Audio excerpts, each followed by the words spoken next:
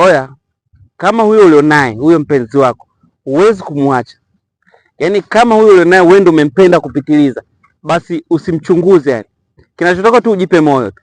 Yaani mambo ya kuchunguza achana nayo. Kwa sababu ukichunguza lazima utakuta kitu ambacho unachotakiwa ni kujipa moyo tu. Umepiga simu usiku, simu yake ukakuta inatumika masaa mawili usiku, kuanzia saa 2 labda mpaka saa 3 mpaka saa 4 simu inatumika, kila ukipiga simu iko busy. Haitakuwa uchunguze kwamba nini kimetokea. Yaani unatakiwa tu ujipe moyo. Pale kwao kuna watu wengi.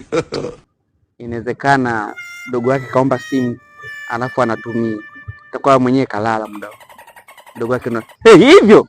Sasa wewe chunguza, yani kama ukiwa na hamu ya kulia, kama una hamu ya pressure, chunguza tu. Na uzuri wa mapenzi ukimchunguza lazima utakuta makosa. Tena yale unayotaka. Na kuahidi utalia. Hayo ndio mapenzi.